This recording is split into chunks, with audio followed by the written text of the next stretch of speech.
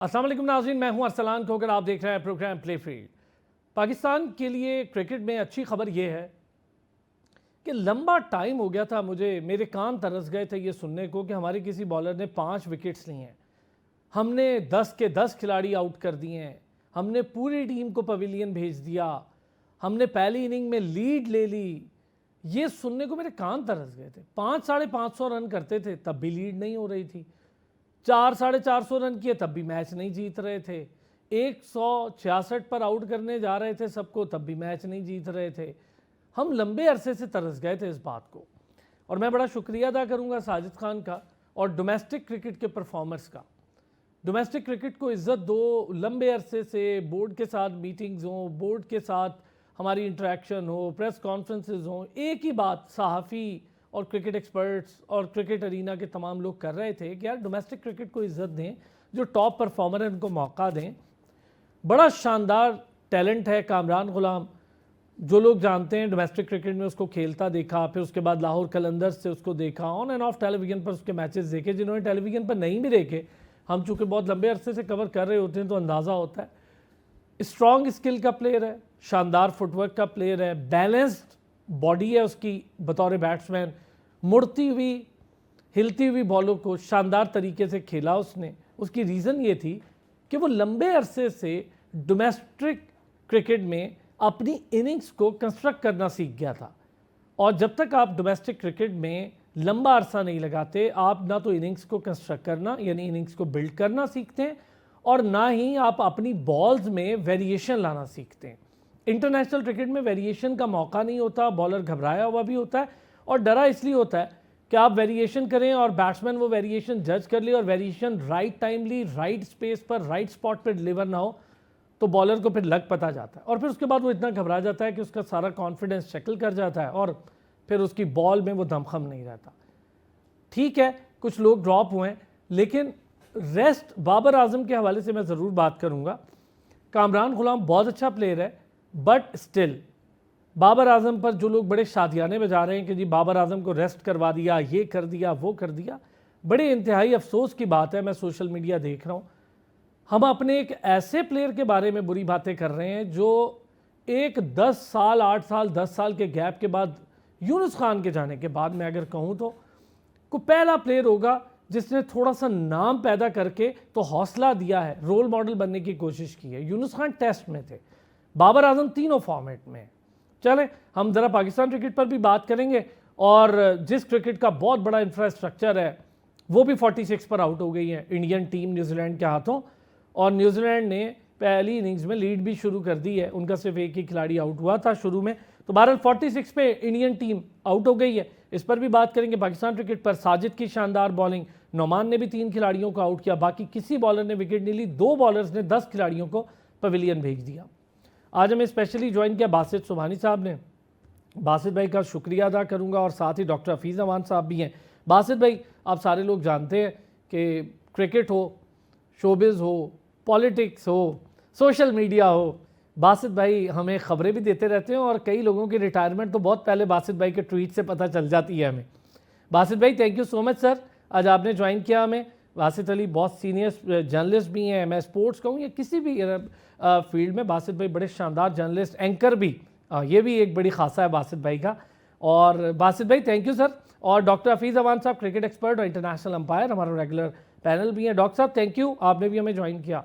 बासित भाई, ज़रा ड्रॉप करने वाली बात से शुरू करते हैं, फिर आते हैं साजिद खान और परफॉर्मेंसेस पर। बाबर आजम को ड्रॉप करना, बड़े लोग बड़े खुश हो रहे थे, शादियाने बजा रहे थे। यार थोड़ा सा मैं समझता हूँ ये ज़्यादती है, आपका बहुत बड़ा प्लेयर है, रेस्ट करा दिया, कोई बुरी बात नहीं है, वो थोड़ा अपने आप को रिफ्रेश करके वापस आएगा, लेकिन इस पर खुश होने वाली क्या बात है? बहुत अच्छी आपने बात की है, और आपने इंट्रो में ही बहुत अच्छी बात कर दी बाबर के हवाले से कि यूनुस खान के बाद पाकिस्तान, जो कि जनरली अपने बॉलिंग रिसोर्सेज की वजह से जाना जाता है, ये ब्रांड है पाकिस्तान का। और चाहे हम बात करें इंटरनेशनल क्रिकेट में किसी भी फॉर्मेट में, जहां पाकिस्तान खेल रहा हो और पाकिस्तान ना भी खेल रहा हो, तो वहां पर तज़किरा पाकिस्तान क्रिकेट के हवाले से बाबर आजम का ही किया जाता है। तो यहाँ पर उसका एक फॉर्म का स्लम्प होना, उसी उसी से समहाउ विराट कोहली ही गुजरे, और उन्होंने 15 टेस्ट इनिंग्स ऐसे खेले जिसमें उनके 50 से ऊपर स्कोर नहीं कर सके। Now we are talking about Virat Kohli. तो बाबर आजम की ऐसी 18 इनिंग्स लग गई, उसमें कई जगह ऐसे हुआ बासित भाई, ये जहाँ जरा पर दोबारा मैं ये जुमला इसलिए सुनना चाहूंगा, बड़े सोशल मीडिया के अफलातून और फिलोसफर ये कह रहे हैं कि जब वो स्कोर नहीं कर रहा था तब भी 50 कर रहा था। बताएं जरा, ऐसा नहीं था, हमने आपने सबने विटनेस किया है। 50 कलेक्टिव इनिंग्स, 15 मुसलसल ऐसी इनिंग्स हैं जिसमें विराट कोहली 50 से ज्यादा रन नहीं कर सका टेस्ट क्रिकेट में, और बाबर आजम पे ऐसी 18 इनिंग्स आई। लेकिन कई ऐसी इनिंग्स ऐसी थी पाकिस्तान की क्रिकेट के हवाले से कि बाबर के अलावा असल में हम जीतते तब रहे जब बाबर स्कोर करते थे। अब बाबर स्कोर नहीं कर रहे थे तो हम हार रहे थे। ये फर्क था पाकिस्तान और इंडियन क्रिकेट में, क्योंकि अगर विराट कोहली स्कोर नहीं करते तो ऋषभ पंत कर लेते हैं या रोहित शर्मा कर लेते हैं, या उधर से उससे पहले पुजारा खेलते थे, या अभी इंडिया की जो बैटिंग लाइनअप है वो काफी स्ट्रांग है। ऑन द कॉन्ट्रेरी पाकिस्तान जो है वो बंडल आउट हो जाता है, चाहे वो दूसरी इनिंग हो, तीसरी इनिंग हो या चौथे इनिंग्स हो, और पाकिस्तान फिर स्ट्रगल करता है। तो वहां पर बाबर आजम जो है वो कोई ब्लू आइड बॉय वैसे ही नहीं रहा। लोगों ने वो कहते हैं ना पंजाबी च के गुंदे हिल्दी क्यों है आटा, वो वाली जो बात, तो वो उसको उनको चाहिए था इस तरह से, क्योंकि बर्दाश्त नहीं होता जो हमारे फॉर्मर पाकिस्तानी क्रिकेटर्स अनफॉर्चुनेटली वो काफ़ी इनसिक्योर मालूम होते हैं कई कई इस तरह के, और वो हर टाइम निश्तर बरसाते रहते हैं अपनी तनकीद के। तनकीद बिल्कुल जहाँ पे कंस्ट्रक्टिव हो वो ठीक है, हम सब बात कर सकते हैं, और हमें भी लगता है कि बाबर को फर्स्ट क्लास क्रिकेट पे तवज्जो ज़्यादा देनी चाहिए थी। T20 क्रिकेट जहाँ वो छोड़ सकते थे वो छोड़ देते, ताकि मेंटली और फिजिकली उनको रेस्ट भी मिलता और वो रिवाइव करते जितना टाइम वो इन द मिडल गुजारते। अभी रिसेंटली ही फैसलाबाद में जो हमारा 50 ओवर का जी चैंपियंस वनडे कप हुआ जी, उसमें उसने बड़ी अच्छी इनिंग्स खेली, बारी ली, और जहाँ पे हमने कामरान गुलाम की भी बड़ी तारीफ की कि उसने आके बड़ा अच्छा खेला, तो उसी टूर्नामेंट में बाबर भी उतना ही अच्छा खेल रहा था। और बाबर की जो एवरेज है वो लेट 50s में टेस्ट क्रिकेट में पाकिस्तान में क्रिकेट खेलते हुए है, जो कि वन ऑफ द हाईएस्ट है specially in the present era.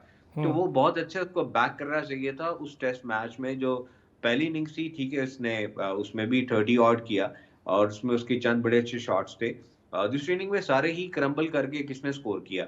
तो कहने का मकसद सिर्फ ये है कि आप अपने बेहतरीन बैट्समैन को बैक करते हैं, और मुझे यहाँ पे ऐसे लगता है कि जैसे किसी एक ओपनर को ड्रॉप करके, क्योंकि शान तो कप्तान है, किसी एक ओपनर को ड्रॉप करके शान ओपन करते और आप बिल्कुल कामरान को लेके हम आते। कामरान गुलाम को एडजस्ट कर सके। यार ये एक आपने बड़ी अच्छा, फिर वो ओपनर स्कोर भी नहीं कर रहा है, किसी एक इनिंग में कर लेता है, वो बैठ गया दोबारा। साइम अयूब की मैं बात करूँ या अब्दुल्ला, दोनों में से कोई भी हो सकता था। डॉक्टर साहब इस पर ज़रा, ये बात बिल्कुल ठीक है, मैं सिर्फ ये कहता हूँ बाबर आजम को ड्रॉप करके आप ये जो शादियाने बजा रहे हैं ना, आप अपनी बेइज्जती कर रहे हैं। मतलब दुनिया को क्या बता रहे हैं कि एक प्लेयर, मुझे एक बात बताएं डॉक्टर साहब, माँ सिवाय जावेद मियांदाद के, मैं इंक्लूडिंग इंजमाम उल हक की भी बात करूं, मां सिवाय जावेद मियांदाद के स्टार्टिंग एरा के 100 मैचेस में 40 प्लस की एवरेज, तब 2 फॉर्मेट होते थे, अब तीनों फॉर्मेट में सिर्फ बाबर आजम की रही है। ऐसा कोई प्लेयर नहीं था पाकिस्तान का जिसकी 40 प्लस एवरेज हो। तो फिर आप किस चीज़ के लिए खुश हो रहे हैं? 18 बुरी इनिंग्स के लिए? बहुत शुक्रिया अरसलान भाई, आप भी और बासित भाई दोनों जितनी मर्जी स्टैट दे दें, जो सुमुम बुकमुन उमयुन है ना, उन पे कोई असर नहीं होने वाला। इसलिए कि आप भी स्टैट देने, इतने लंबे चौड़े क्रिकेट इन्फो देखता रहता है, जो भी क्रिकेट समझता है, खेलता है या उससे शगफ रखता है, जिसको क्रिकेट की समझ है ना, वो स्टैट दिखा दिखा दिखा के तंग आ गया। लेकिन इन्होंने नहीं मानना तो नहीं मानना। So let them enjoy. अगर वो इसी बात से खुश हैं कि बाबर बाहर जाकर अब पाकिस्तान अच्छा परफॉर्म कर लेगा, तो चले भाई ऐसे ही सही। तो इससे मुझे कोई फर्क नहीं पड़ता कि मुझे कोई बताए कि बाबर ने 100 के एवरेज से स्कोर किया या 50 के एवरेज से किया या 30 के एवरेज से किया। इसमें कोई दो राय है ही नहीं कि पिछले 10-15 साल में बिल्कुल यूनुस खान के बाद कोई बड़ा प्लेयर नहीं आया। अगर आया तो वो सिर्फ बाबर आया, बाकी प्लेयर जरूर आया लेकिन बड़ा नहीं आया। तो इसलिए इस बहस में बार बार पढ़ने की तो जरूरत ही नहीं है। और जहां तक रही बात के वो ड्रॉप क्यों हुए, डॉक्टर साहब एक चीज, मैं सिर्फ बहस में नहीं, मैं ना इस बिहेवियर पर बात कर रहा हूँ। क्या बिहेवियर है? क्या आप अपने टॉप प्लेयर के ड्रॉप या उसके अच्छा स्कोर ना करने पे खुश हो रहे हैं? कैसी अगर कौम है हम? हैरत की बात है। यही मैंने कहा ना कि उनकी उनकी आपको परवाह करने की जरूरत ही नहीं है।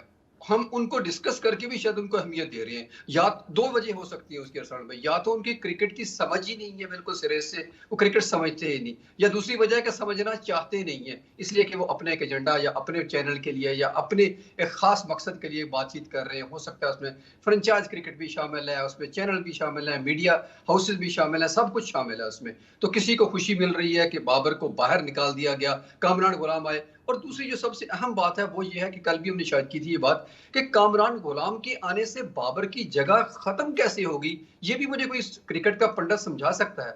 ये तो ऐसी ये बात अजीब है, सी ये मंतक, बिल्कुल ऐसी इंतहाई बात है, ये बेमंतकी डॉक्टर साहब बात। बिल्कुल ऐसी बात है जैसे आप कहें कि यार केएल राहुल चूंकि कीपिंग करता है और ऋषभ पंत आ गया है तो केएल राहुल को तो बाहर करो, ऋषभ पंत सारी मैचेस खेलेगा, टी20 भी खेलेगा, वनडे भी। ये तो बड़ी अजीब बात है यार।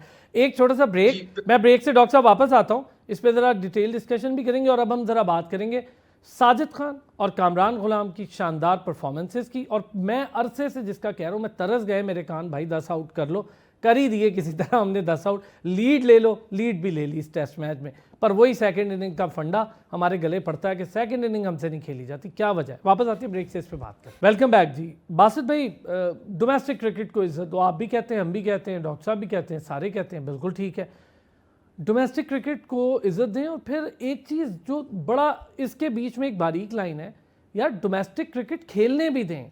मतलब 2 मैचेस की परफॉर्मेंस पे ना ले आए उठा के लड़के को, फिर कहें जी हम तो डोमेस्टिक से लाए थे, नहीं चला तो क्या हो गया।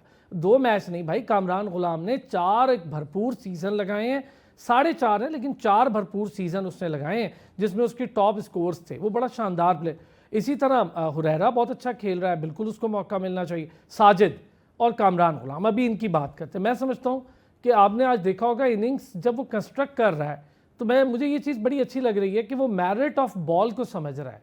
ये आप डोमेस्टिक में ही सीख सकते हैं। एब्सोल्युटली, इसमें कोई दूसरी राय नहीं हो सकती है कि एक प्रीमियर फॉर्मेट है क्रिकेट का और उसके लिए एक सैकड़ों 100 साल से तो ज़्यादा हो गया टेस्ट क्रिकेट खेलते हुए।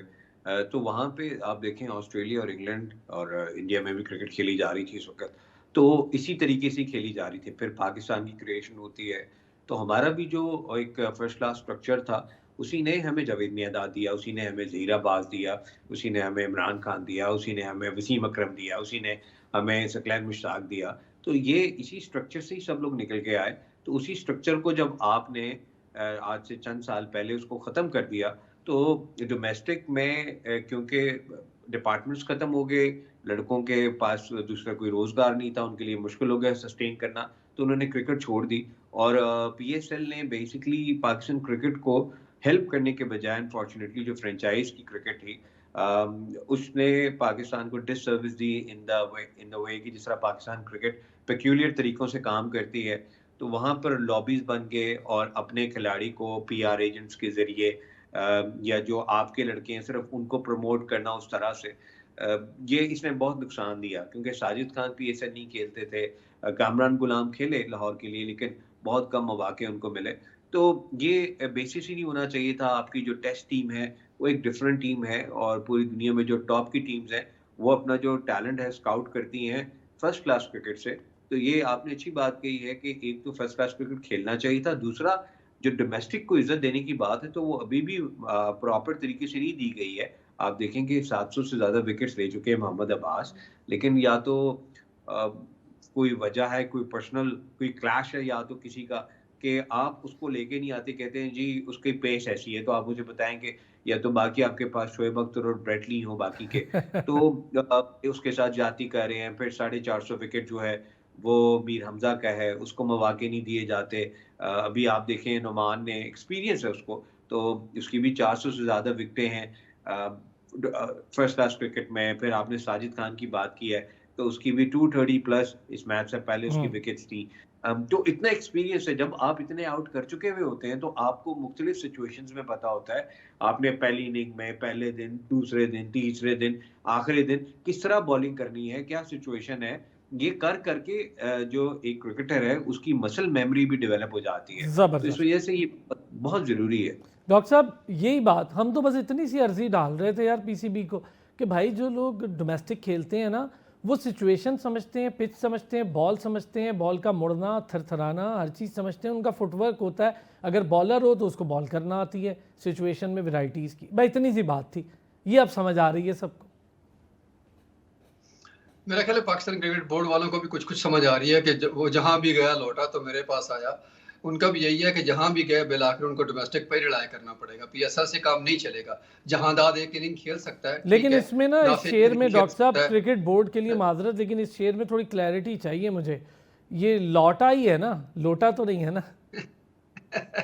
मैंने इसलिए बड़े क्लियर कट उर्दू के जी प्रोनाउंसिएशन डॉक्टर साहब का प्लीज। ख्याल है ताकि कंफ्यूजन ना हो जाए। क्योंकि आपने आज वो इज्जत देने वाली बात की तो मुझे याद आया कि आपने भी लगता है वोट की इज्जत से इसको मुस्तार लिया है कि डोमेस्टिक क्रिकेट को इज्जत दो।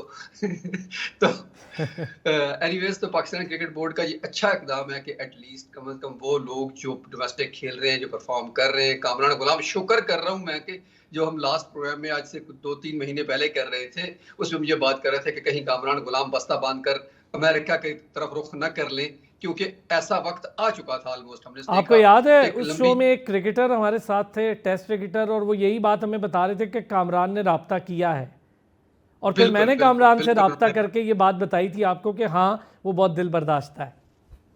दिल बर्दाश्ता है और उनका जाने का मज़ाहिर है। जब इतना प्रेशर होता है, घर का भी प्रेशर होता है, घर वालों का होता है, और आप पर फाइनेंशियल क्रंच आता है, प्रेशर आता है, तो डेफिनेटली बंदा ऐसे डिसीजन लेता है, जिस तरह के बहुत सारे लोग ले चुके हैं। बहुत अमेरिका में बैठे बिल्कुल। हुए हैं, वो टेस्ट क्रिकेट ही खेलते हुए आए थे, कोई मतलब डोमेस्टिक में परफॉर्म भी कर चुके थे, और उनको तो मौका भी मिल गया था।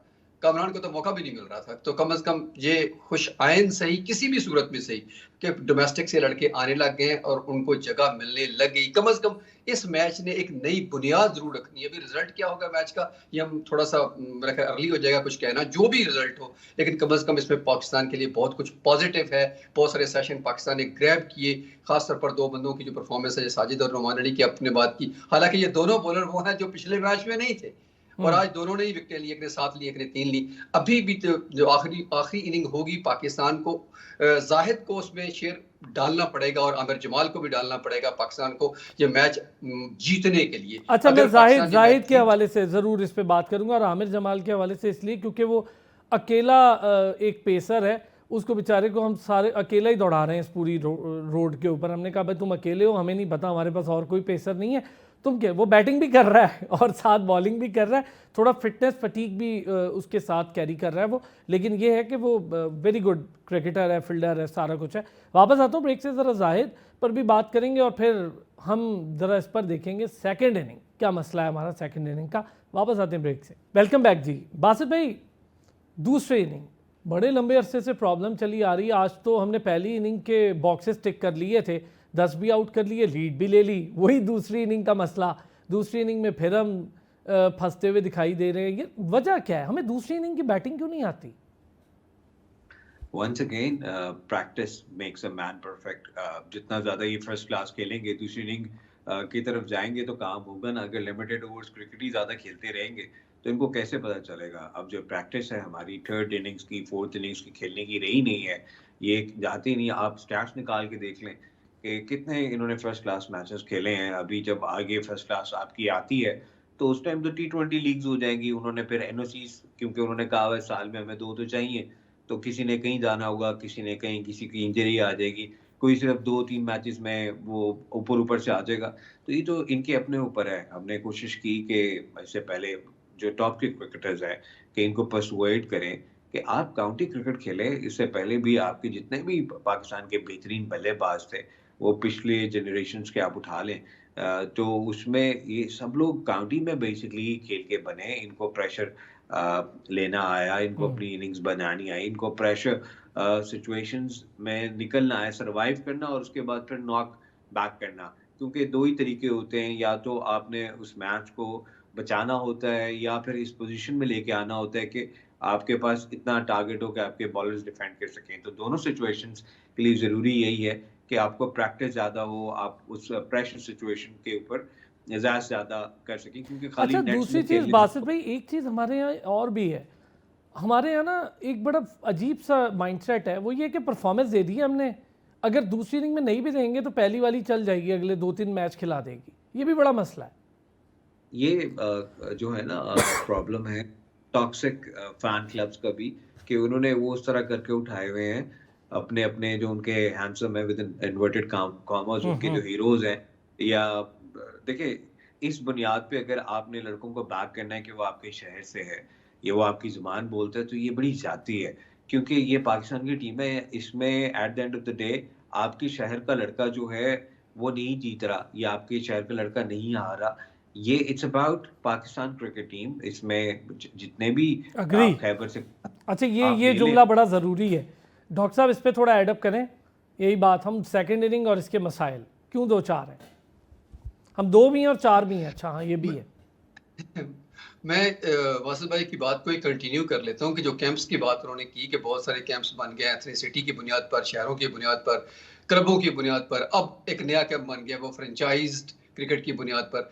तो ये बेसिकली अगर देखें तो हमारा मीडिया हाउसेस, यानी कि उनके सहाफ़ी भी, आप भी उसमें शामिल हैं, मैं भी शामिल हूं किसी हद तक, जर्नलिस्ट, हम खुद भी किसी न किसी लॉबी का हिस्सा बन के हम बात को इस तरह पेश करते हैं कि उसको नहीं खिलाया गया क्योंकि उसका ताल्लुक फलां जगह से था, कराची से था, लाहौर से था, इस्लामाबाद से था, जो भी। अग्री। तो ये बेसिकली एक वैसे ही बड़ी गलत सी बात है। अगर देखा जाए, मैं देखता हूँ कि पिछले कुछ अरसे में कराची वालों के साथ कुछ ज्यादती हुई भी होगी, लेकिन उस ज्यादती को हाईलाइट बहुत ज्यादा किया गया कराची ग्रुप की तरफ से। इसी तरह बाकी फिर इसका मतलब है कि जिन जिन जैसे कि साहिवाल हो गया, पाकपत्थर हो गया, मुजफ्फरगढ़ हो गया, या मतलब लोनालाई हो गया, उनका तो फिर कैंप भी कोई नहीं है। उनमें से तो कभी कोई प्लेयर आ ही नहीं सकता। जिस तरह हसीबुल्ला बैठा हुआ है, किसी कैंप का नहीं है तो कहीं नहीं खेल पाता।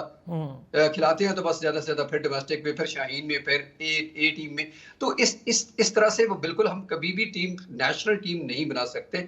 नेशनल टीम का सिंपल एक ही उसूल है, वो है मेरिट। ये इत्तफाक है कि आप कहाँ पैदा हुए, मैं कहाँ पैदा हुआ, इसमें किसी का कोई लेना देना नहीं, और इसमें कोई तफाकर भी नहीं है कि कौन कहाँ पैदा हुआ। अच्छा, एक जरा अगर मैं आपसे दोनों हजरात से व्यू लूँ, कितना स्कोर हमारी इस बॉलिंग को देखते हुए सेफ हो सकता है? लीड कितनी हो? 290, 280, 300 लीड हो, क्या हो डॉक्टर साहब? अच्छा जी, पहले आप, 75 की लीड ऑलरेडी थी हमारी। अगर हम उसको बढ़ा के, तो मेरा ख्याल है 275 विल बी फाइन ना। 275 पे पाकिस्तान को मैच पकड़ना चाहिए। लेकिन अगेन मैं वो कहूंगा जरूर कि जिस तरह 2 बॉलर्स ने हिस्सा डाला, तो जो 2 ने नहीं डाला, अब इस बर्डन को शेयर करना पड़ेगा। सिर्फ साजिद पर, नुमान पर में रिलाय नहीं करना होगा। डन हो गया। बासित साहब, बासित भाई, क्या सेफ स्कोर है हमारा? I think with basketball nothing could be safe. एक भी सेशन अगर जिस तरह से बेन टैकेट ने दिखाया भी है पहले इनिंग्स में कि how they can change things, then they have Ben Stokes। वो और बात है कि जब इस तरह की स्पिनिंग कंडीशंस हैं, ऐसा डिटोरिएटेड एक ट्रैक है, तो उसमें मुश्किल हो सकती है। But you can't say anything. I think इन्होंने रीडिफाइन किया है, 300 प्लस टारगेट्स चेस किए। एक डिफरेंट पेज जरूर है, इधर चैलेंजेस होंगे, but I think Pakistan has missed the trick irrespective of the result. Pakistan को दूसरा पेसर जरूर रखना चाहिए था, एक ऑप्शन। आपको इतना डिफेंसिव भी नहीं खेलना चाहिए। यहाँ पे मैनेजमेंट हो या फिर आप कप्तान को कह दें कि इतनी डिफेंसिव माइंडसेट के सलमान अली आगा और साउथ शकील और साइम तीनों ही बल्कि बॉल कर लेते हैं, तो आपके पास इतने सारे ऑप्शंस हैं, तो आपको कम से कम एक और पेसर जो इस स्क्वाड का हिस्सा था उसमें जाहिद की जगह एटलीस्ट मैं समझता हूँ कि एक पेसर डाल लेते। हाँ, आप जैसे भी उसको एडजस्ट करते उस तरह करना चाहिए था। और यहाँ पे शान को भी थोड़ा सा जो है चिनअप करना चाहिए। अब तो इतना उस पे कॉन्फिडेंस भी होना चाहिए, उसने खुद यार, लेकिन उसको तो बेचारे को निकाल दिया ना, उसको तो सिलेक्शन वाले उससे ही निकाल दिया। शान को भी, हेड कोच को भी, दोनों को बाहर कर दिया। सिलेक्शन में उनका कोई हिस्सा नहीं होगा अब। ये भी बड़ा मसला है बासित भाई। अच्छा सॉरी सर, वक्त की कमी थी। मैं आप दोनों रात को इंशाल्लाह फिर जहमत दूंगा। बासित भाई, आपका तो बहुत शुक्रिया सर, और इंशाल्लाह मैं उम्मीद करता हूँ कि आगे आपको हम थोड़ा जहमत दे लेंगे कभी कभी। Thank you so much Basit Subhani साहब, डॉक्टर हफीज़ अमान साहब, थैंक यू सर, आपका बहुत शुक्रिया। फिर होती है जी कल आपसे मुलाकात। अपना ख्याल रखिएगा।